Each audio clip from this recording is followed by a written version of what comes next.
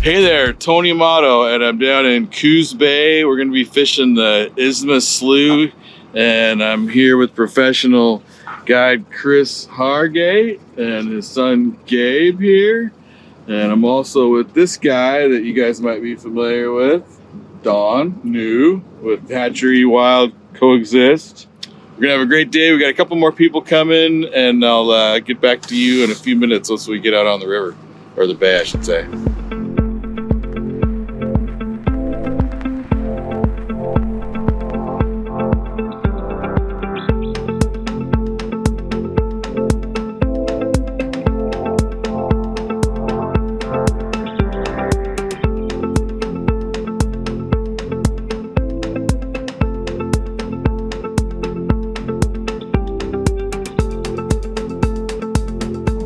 Back, we just ran up the Coos here a few miles. We got our rods out. We're using some plug cut herring and triangle flashers. And here's our trusty guide right here, Chris. Are you excited, Chris? Are we gonna get a fish today or what? We're gonna give her hell. Yes, we are. Then we got Chris's son right here, Gabe. How are you doing, Gabe? Great. Great. And then right here we've got Zac Kauffman. He's the CEO at Sawyer Oars. How are you doing? How's it going, everybody? And then right here we got the real boss, his wife Gail. Hello. Hi. And then back here, this guy, one more time, I can't get rid of him, Don New. He is the man. Hatchery Wild Coexist and CCA Oregon. Yes, don't forget that. So we're trolling away here. Chris, what exactly are we doing here? We're trolling plug cut herring with triangle flashers. The tide's getting pretty close to low tide. We're running a little bit lighter weights, going a little bit faster. Just fishing the tide out, and then we'll run down and fish the incoming when it comes back up. How long have you been fishing down here? The Coos, probably 10 years. I fished a lot of the coquille before. Since the coquille fishery kind of dried up, a lot of us had moved to the Coos because it's kind of the next best thing that we're used to. We just hope the coquille will come back someday. I called your dad last night and he said you guys were tying up some rigs. Does that mean you were tying all the rigs, or? I was tying them. I tied them up. We take turns, but I tie them fast, and we kind of got a system. I tie them up. He puts them on the leader rolls, and He's got young eyes. Young eyes, as he says. So who ties the best leaders, Dad or son? Dad ties the highest quality leaders. So if you lose one today, Oh boy. Oh, it's his fault. Okay, everybody, hear that? If you lose one, Hope it's not. Gabe's fault. yeah, no pressure.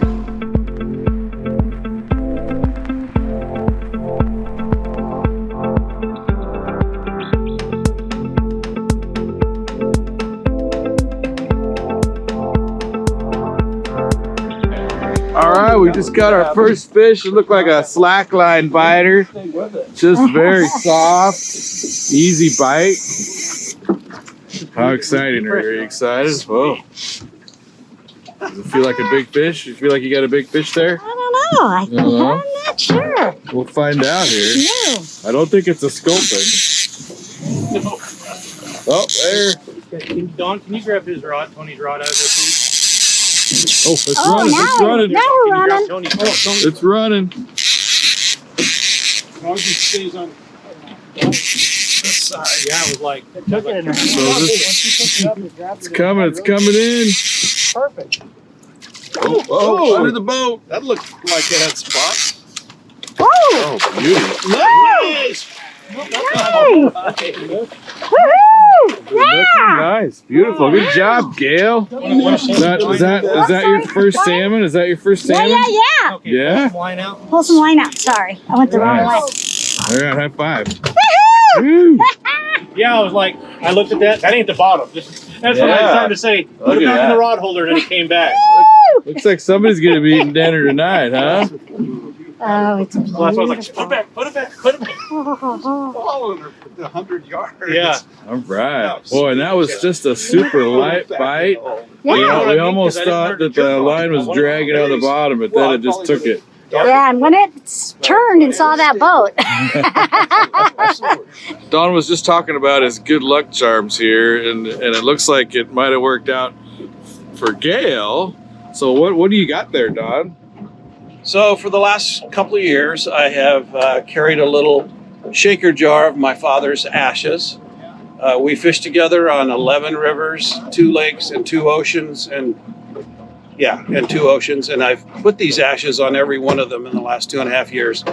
I was simply talking about using a combination of my dad's ashes and Willie's ashes because we hadn't had a touch all morning. Just talking about it, Gail's rod went off. And Gail was It the was benefactor of that luck, right? Absolutely. It was beautiful. So anyway, this is something that I carry with me on every trip. And at this point, even talking about it, got a win for us. We put one in the bucket. So that's 7 for 8 in the last 1.5 years. This one, we didn't even have to use the ashes. If we don't pick something up here in the next hour, they're going in. Where can I get some of those ashes? Online or eBay? Do you got them? Yeah, if you go to the Hatchery Wild website under merchandise, you'll find these ashes in small baggies. They're $9,000 per bag. I was going to say priceless. And that is a write-off, by the way. But no, they are not available to anyone other than my 2 brothers and my wife. So these are the ashes, and we've got plenty of them. They're working well for us. Chris had some guys from Missouri a few days back, and they were teaching him how to make the fish look really big. Obviously, we've all kind of done that sometimes, but these guys were like experts at it, and they took a shot and they put it on his phone here, and I'm gonna put it on the screen too, so you guys can see it big. And these guys were very good at it. They were professionals. They were a good bunch. It's Joe Seavey and his crew. They were good guys and good women. And it's funny too to think that the guys from Missouri would be experts at making fish look big, because you think us out here would be the best. But hey, you're never too young to learn some newer tricks, right? Nope. And it's fun to send it to people. They think it's a giant.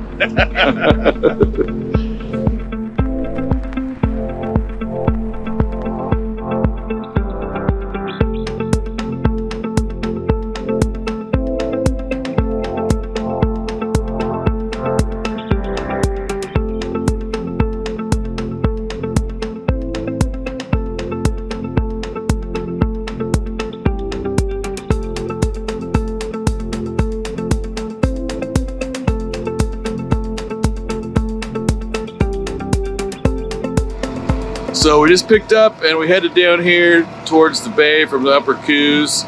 We were using some inline flashers. Now we've got some 360 flashers on. And so what can you tell us, Chris, about this area? This is right by the town of Charleston. The tide's just starting to come in.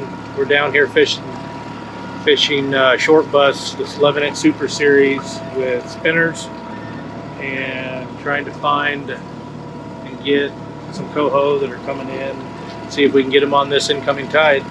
And as soon as the tide starts coming in too heavy, we will turn around and start coming back in with the tide.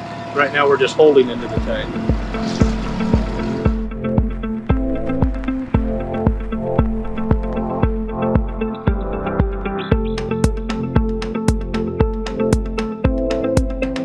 Sean, guys. You want him, Tony? No. I'm gonna get you guys. Anybody but our feel free. Whoa, we got a runner. It's either a really hungry sea lion or. Here, come here, Zach. Mr. Sawyer, you take it. He's way out there. And then can you grab my rods up there? Boy, that was a hot fish. Right, that's a runner. That's the kind of run you see out in the ocean. Just go right to the surface and go crazy. Look, you have 2 big bites right there. I got bit and then Gabe got Mine got whacked. That thing went from 0 to 120 like that. Just boom, lights out. Lift and reel down. Might be a big Chinook. It's acting like a Chinook. Yeah. The way it ran on the surface. I saw the shoulders. You saw the shoulders. Hey, you sprinkled your dad. Oh yeah. Doing it again. Hey, that counts. Hey, and this was Maybe- on It's in the water. Maybe sprinkling it, it came down this direction, Oh, yeah. right? Yeah. this was on a spin fish.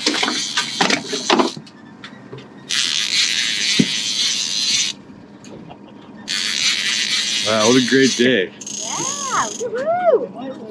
Oh, I see something. Oh yeah. Nice silver. Can you move Tony's rod there? Thanks. Just lift it up out of the That's a holder, really please. nice co-host. Please. Come on. Just Tony. Yeah. Yep, just for a second. Yeah, We got it. Tony is in the way. Just a nice silver. That's all good. That's a nice coho. Yeah. Wow. Look at that. Silver making runs like that. That thing's giving you trouble. Zach's like, get this thinking. Yeah. You won't have to go to the gym this afternoon. Holy smoke. Wow. Isn't that fun? Oh yeah. That sound is I great. think he's hooked in the butt. You would do the same. The same one that hit Chris's line there. Did you see it? Did you see mine get hit? Oh too? yeah, I heard it hit Oh, you. oh my goodness. This Wow. is a nice silver. That fish probably has some sea lights on it, I'm going to guess. Yeah, I bet he was Yeah. coming in with the tide. That is a Oh, hot yeah, I fish. heard your rod go off, and then Zach Yeah. goes, "Oh, and mine The just other way. whack." Oh, There's you're mine. good. We're good. We're good. We're good. Hooked right in the snout. In the snout. I had just repacked that spin fish and sent it out. You wanted a tuna sandwich today. Tuna sandwich on that one. This is a hot fish. Hey, seriously. Dude, get this thing in. Okay. That is a dandy See silver. something here. Oh, there it is. Oh, Oh, look at that. bark on That it. is Look at that. beautiful. Look Look at at that for a Holy silver. crap. Still got the green back. That is a big silver. That is a Beautiful. That's Got a big silver like that. 17. Not 18. that big.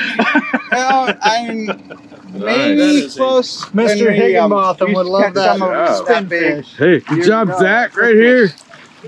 Nice Nice. job. We need to get a hero shot. Yeah, oh, definitely. Second place, winner. Winner chicken dinner. There's a sweatshirt in there for you. Look at the back on that, the color. Oh my! That is a giant silver. Look at that. He's got a That's little why- hook on his nose. That's why you come down here and say, forget the Columbia for at least one day. He netted. So we just got this beautiful coho. It's got a green back on it still. Hopefully you can see that. It is just a beautiful fish. And my gosh, what do you guys think that weighs? Upper teens? Easily. Very close. He's very thick. Yeah, beautiful. Good job. Good job. Zach, nice. Huh? Thanks, Chris. You're welcome anytime. Yeah. Wonderful. I wanted to spend a few minutes here talking to Don New, the director of Hatchery and Wild Coexist.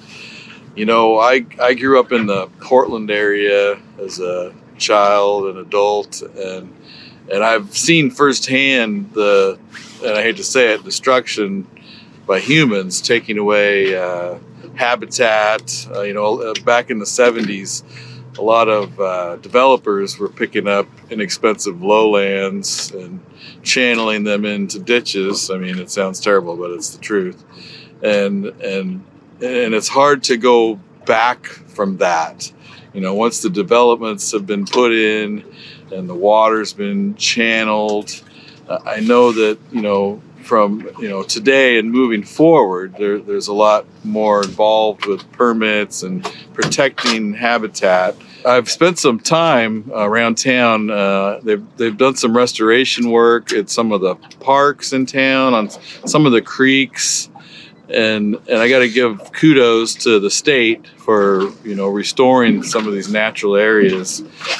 But to take things back to where they would have been hundreds of years ago is really not possible. We really do need hatcheries to supplement these fish runs, and to be done in a responsible way that protects the wild fish, but it also produces harvestable fish for fishermen and commercial fisheries out in the ocean, here in the rivers. And so Dawn's group really focuses on the hatchery side of things and to kind of undemonize the hatcheries, because for many years they were kind of demonized, and maybe that's too strong a word, I don't know. But Dawn, what can you tell me about your organization and what you guys have been up to?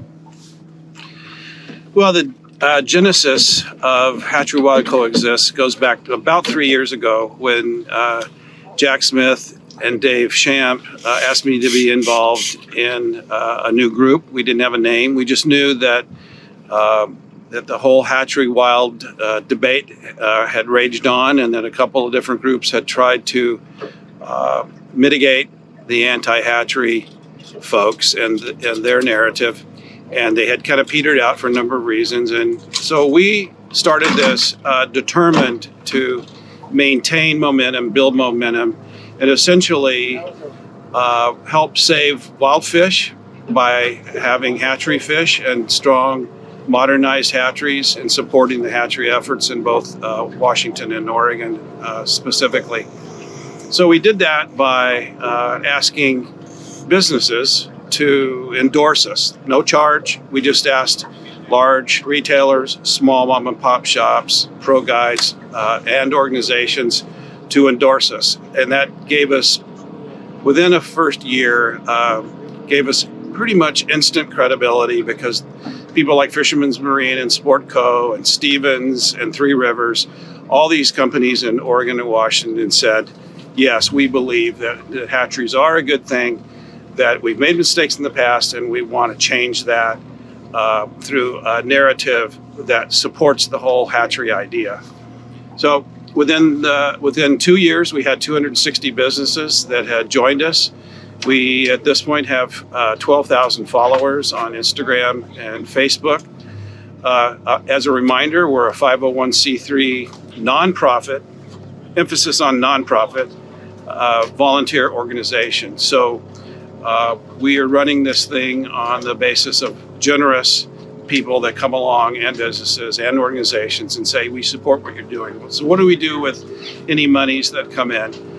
Our first project out of the chute was to do our film Beneficial, which is the film that offsets Artificial by Patagonia, to let people know that hatcheries aren't a bad thing, and that they're important to wild fish, and they're important to the economy. So we felt like we needed to do that first film, Beneficial. We've had 20,000 views over the last year and a half, and are proud of that work. And now we're putting that aside and ignoring that misguided film that came out. And we just finished and launched our second video, which is Hatcheries Are Not the Enemy. And it's a piece that's it's 14 minutes, available on YouTube and the Hatchery Wild website. And it's really to educate people that don't know much about hatcheries. It's the movable middle. It's people that either don't care or just haven't been exposed to what hatcheries are all about. So we're asking our fans, our followers, to send that thing out. We think we've had an exponential growth of viewership because people have been sending it to individuals and groups. I've been doing different presentations around the state, and we're finding that people are sending it and actually watching it and understanding that hatcheries indeed are not the enemy.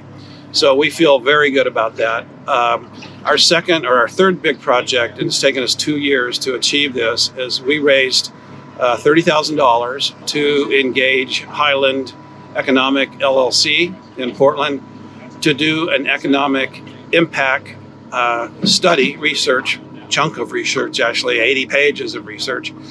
And basically within those 80 pages are economic impact kinds of data, hard data research on what hatcheries mean to the states of Oregon and Washington.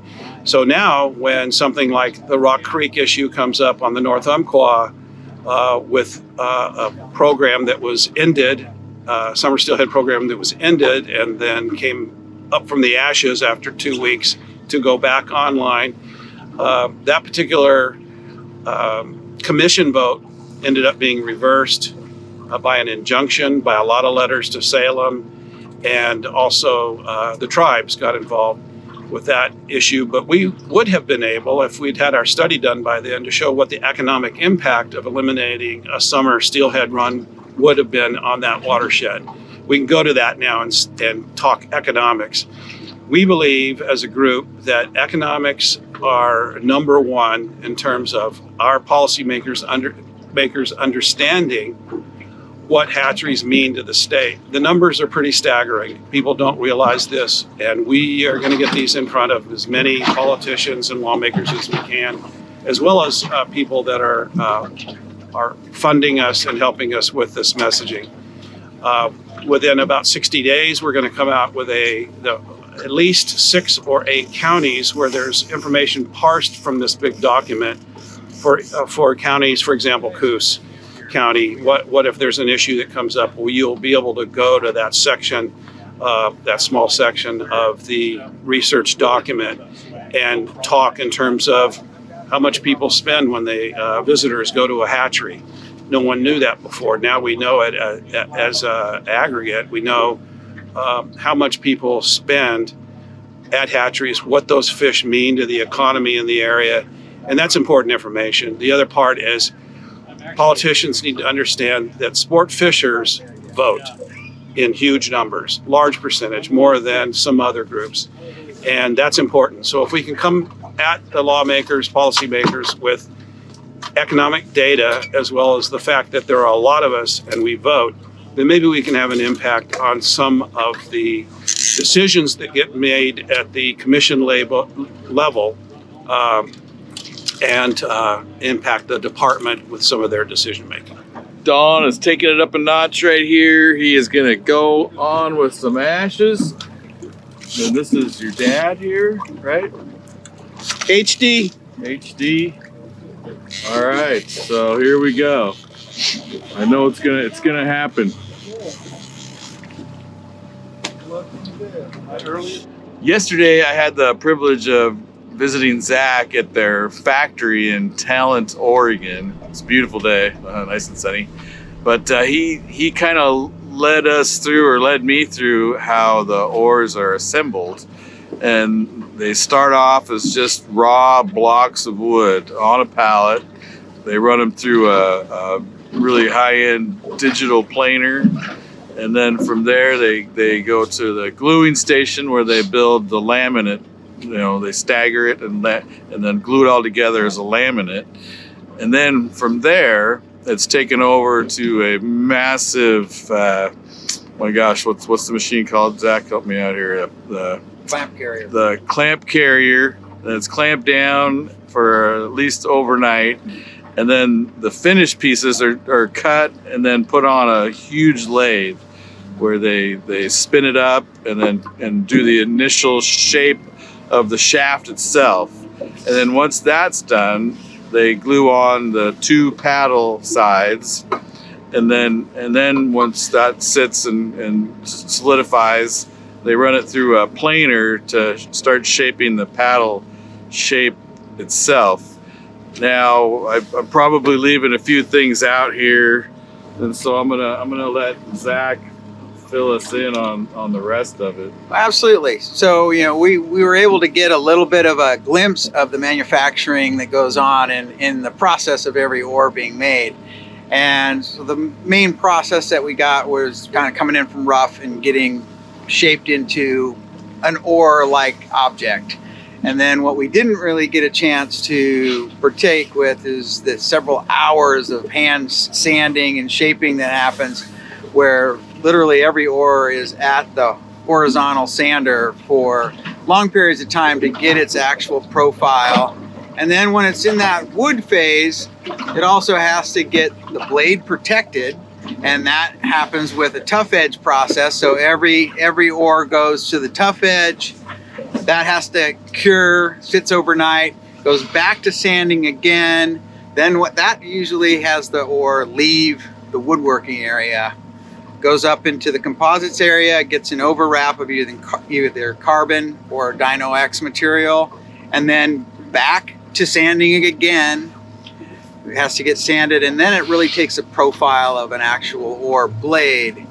Then it goes to the glassing station, which is another area that we didn't get into.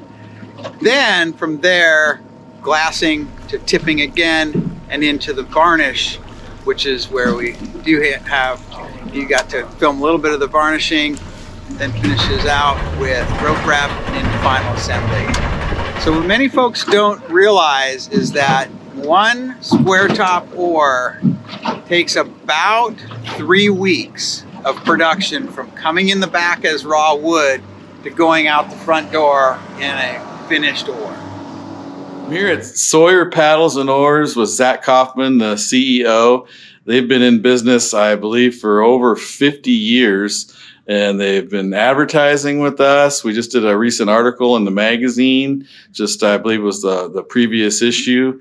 And I was going to ask Zac, you know, a little bit of the history, starting with Ralph. He started the company back in 1967. And there's a lot of history down here. We're in Southern Oregon and Gold Hill. Absolutely. Well, thanks, Tony.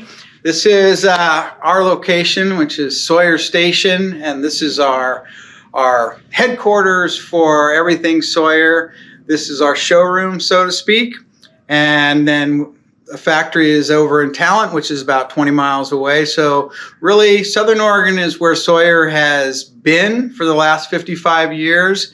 And Gold Hill is between where the first factory was and where the current factory is.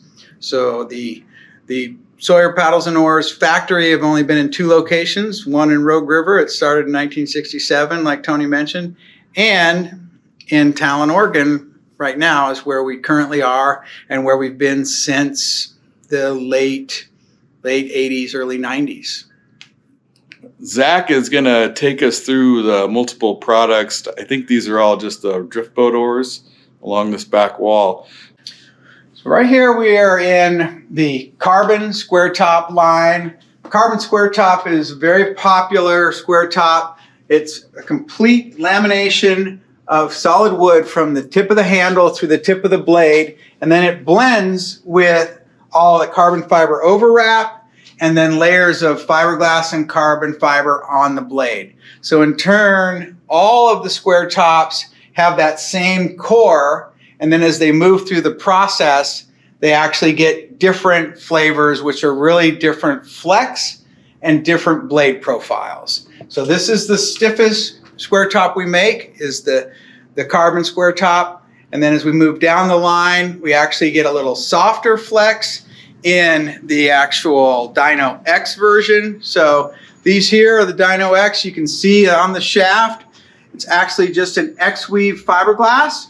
And that in turn has the same blade as the carbon one we were just looking at, but it has X-weave over the shaft, and that just makes the shaft a little bit softer so that you're not going to get as much jarring in your shoulders. Still, you have that really light swing weight of the square top. And then as you go further down the line, you get really into more of the pure, light, all wood, square top and non-square of the V-Lam. Now the V-Lam is definitely the softest flexing oar, also extremely pretty as far as you have the laminated Western red cedar. You still got that Dyno X over the shaft, so it softens that up. And then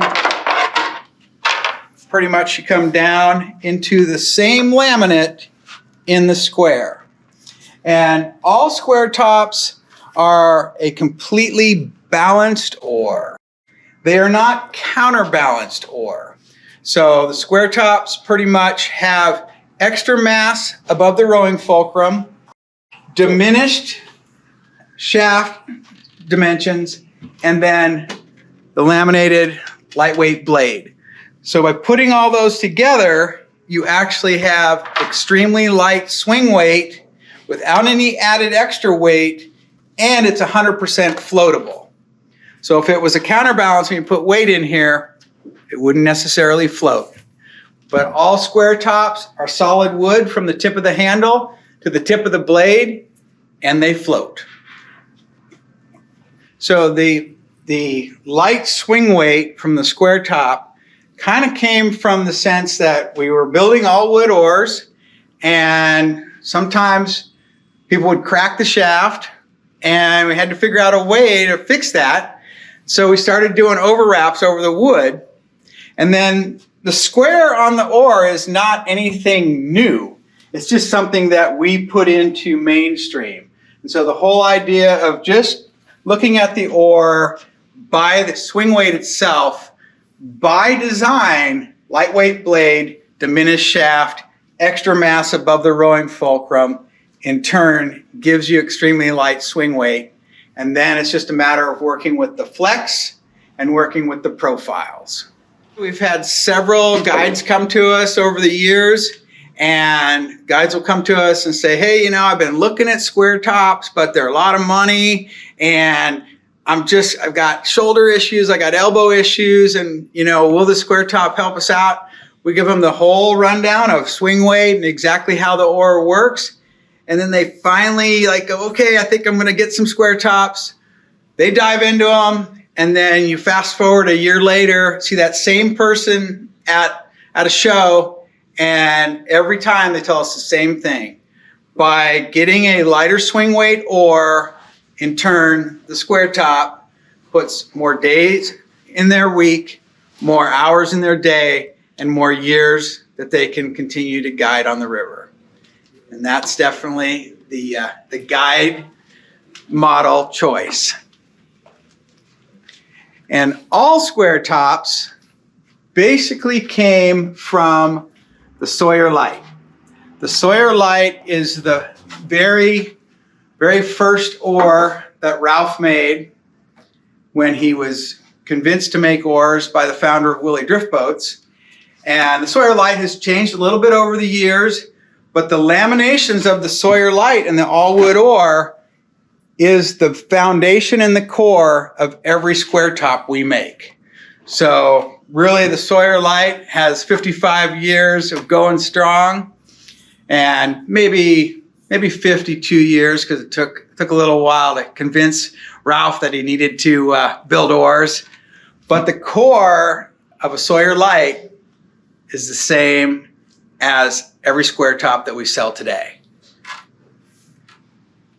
Not only do they push water with drift boat oars, they also have paddles for all kinds of different watercraft, including... We basically make a paddle or an oar for almost everything human-powered on water. And so that's really the beauty of visiting our brick and mortar, and pretty much brick and mortar stores all around the country, is that brick and mortar stores, a lot of times you will find way more product than what you're going to see on just their online presence. So with us, for instance, if you come in, we have a full line of kayak paddles for whitewater kayaking, recreational touring kayaking. We have a full line of stand-up paddleboard paddles, from wood to fiberglass, and just a full variety. And then, of course, we have several wooden canoe paddles, which is really signature of Sawyer. This beauty here is a dual bend manta, which is pretty much known throughout the canoe industry, especially if you're back east, you know, paddling on the boundary waters, or someone who paddles a canoe for multiple hours a day. Hi everybody, thanks for coming by and just checking out the Sawyer Station. We're located right in downtown Gold Hill, and we have endless supply of river-ready packages, about everything you need to get out on the water and float the river, or go on a whitewater kayak trip, or stand-up paddleboard trip. And we are right off of I-5. So if you're traveling I-5 in the next 6 months or a year, stop in at Sawyer Station, check out what we've got, and we'll see you on the river. Another interesting story is how Ralph Sawyer started the company. Originally, he lived in the Midwest, and then he made a move out to Oregon. And so can you tell us a little bit about that story? Yeah, so Ralph Sawyer was a marathon canoe racer. Not many people out here in the West know about marathon canoe racing, but Ralph and his brother were big time racers, and that's what they did back in the mid 60s. And Ralph wanted to cut out on his own, didn't really want to stay in the Midwest, and decided to move out to Oregon in 1967. And he was going to actually build Sawyer canoes, which there are some Sawyer canoes built for a while, but those were mostly in the Midwest by Ralph's brother. And Whoa, Ralph we got gave a fish, up on it. guys. Oh, what the heck? That was an awesome bite. Oh, wow. Boy, he was peeling the clicker. Wow. My goodness. That's Dad at work. We got that He on always tape. messed with me that way. Oh, Zach's our good luck guy here. He was one of those guys that I'd go to sleep and he'd grab the line. And, I think your dad was at least talking to us. we'll get him. He was Right. stuck. You see that, Ryan? My goodness. Wow, he was pulling the clicker off. I love talking to people on camera here, and while we're doing it, to catch one of the rods going off in real time. That's pretty exciting. So now we just have to remember where we were at, and we're talking Midwest and moving out to Oregon. So yeah, Ralph just moved out to Oregon, 1967, decided that he was going to build canoe paddles and canoes out in Oregon. Realized right away that, you know, the rivers in the Pacific Northwest weren't really the same as the lakes in the Midwest. So probably one of the smartest things he did is he gave up on building canoes and went straight into building canoe paddles. And that rings true to our paddle lineage, that we continue to build canoe paddles, wooden canoe paddles. A lot of them are shaped after the models that Ralph made originally. We also make kayak paddles and stand-up paddleboard paddles. And so all those paddles kind of stem from what Ralph started in 1967. And so really Ralph kind of keeps it going that we now make something for everything human-powered on water.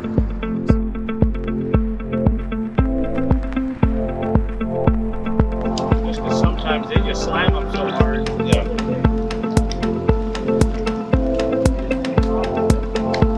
No, it's still there. They're trying to get it up to the net. They got it. There it is. Looks like it's a nice fish. Nice, good size.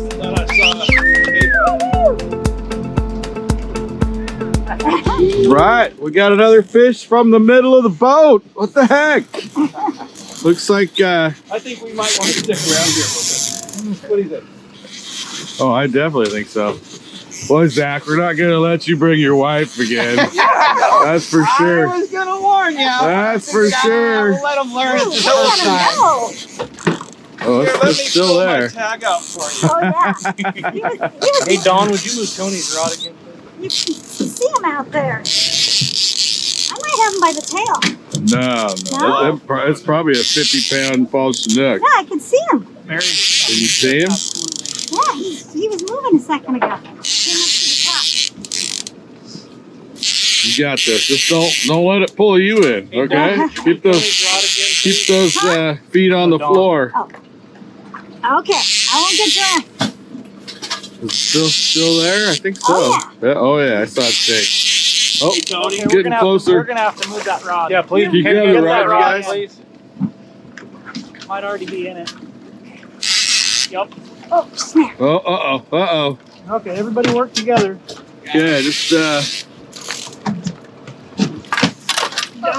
Down. Put your rod tip down. down and out away from the boat. There you go. Wow, this is like a husband-wife team now. Reel down. Reel down. Reel down. Okay. No, reel down. A reel down. Okay. Okay, there we go. Now lift. There, it's free. Lift. Got it. Woohoo! Nice, good job. Woohoo! Let's see, who's going to tag this one?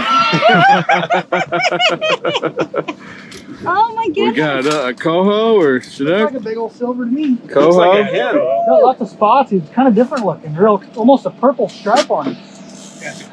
It's my fashion. You were talking about my fashion. Another beautiful fish. Wow. That's a fatty. Wow, look at that. That Another is big a silver. beauty. Not a mark on Look her. at those two dots on the Oedipus fin. Just two little dots. Not a mark on her. Wow. And look at that long tail sea lice. Look how long the tail is. We're really happy for our friends from Sawyer today.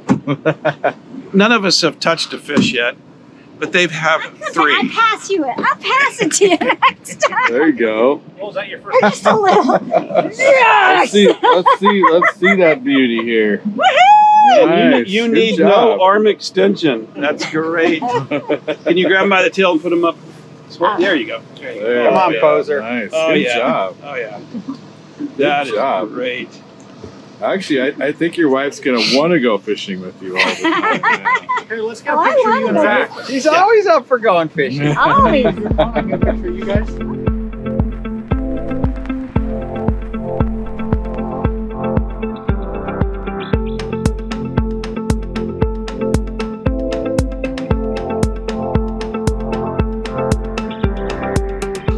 So it's been a great day out here. We've had a wonderful time. Chris is a great guide, and it's absolutely beautiful.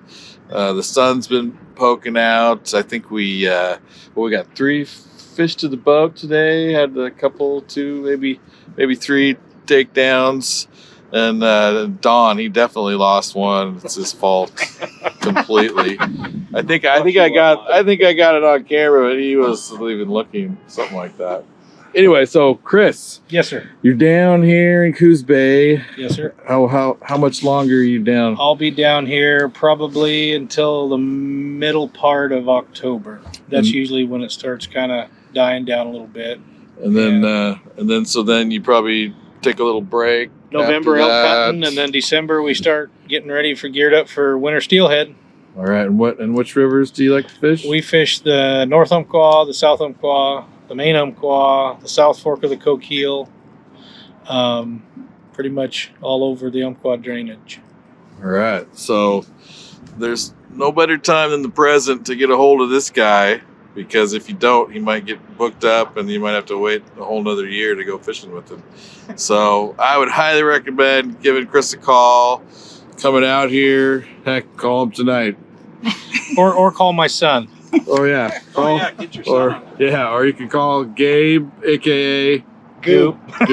right? Fish Slayer. Fish Slayer, yeah. So what I want to say, I want to thank everybody for coming down here. We got Gail, Dawn, Zach, and without Chris though, like this day wouldn't have been possible. So I want to thank Chris, and we will possibly see you at the fish cleaning station. Hope so. But yeah, we'll be there. So we'll see you in a few minutes.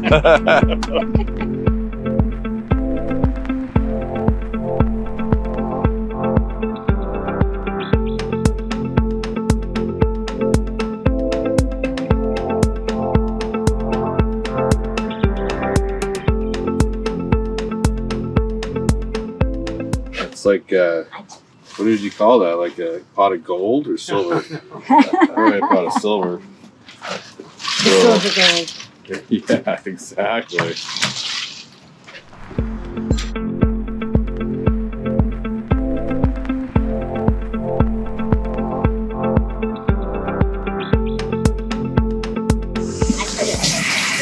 Oh, squid? What is it? Is that a squid? Or no, what is that? What is that? It is a squid. See Is that a the squid? Squid. Yeah. Nice. caught that fish in Lower Bay? Way down. Yeah, I'm gonna eat. We would have to kill you if we told you.